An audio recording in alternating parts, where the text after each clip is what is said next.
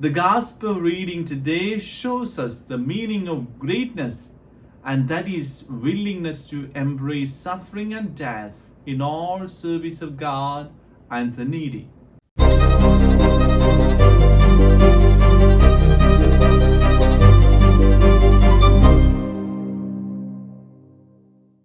My dear friend, we have the Gospel of Matthew chapter 20 verses 22 to 28 for our reflection today.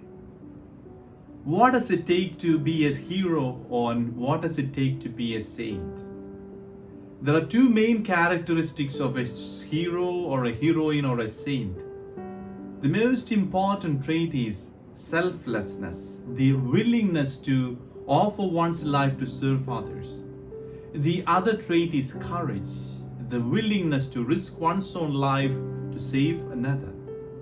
These two characteristics were exemplified by Jesus himself, and the ultimate display of these two traits was when he was nailed to the cross at Calvary. The 11 apostles and many others after them followed suit. Yet, there is one more characteristic that can be found mostly among saints, and that is humility, the ability to lower oneself in order to exalt God and serve His people. It has been pointed out that following Jesus is not at all a bed of roses. In fact, the life of a real disciple is full of suffering and sacrifice, which includes opposition, persecution, and even martyrdom. One has to look up to the life of Jesus to understand what it means to speak the truth, serve the last, the least, and the lost, and to offer oneself as a ransom for many. In Him, we find the true essence of servant leadership, not dominating others, but being a slave to the least of the world.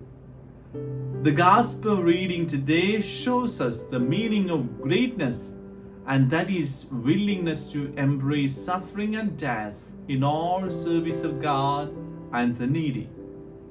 So if you want to be a hero or a saint, you know what to do. Saint James, whose feast is celebrated today, shared in the cup of martyrdom, killed by the sword under Herod Agrippa around the year 44. Reflect today upon our willingness to mirror the quality of a hero or a heroine, that is selflessness, and our willingness to risk our life to save others, and humility. May the words of Jesus redeem us. Amen.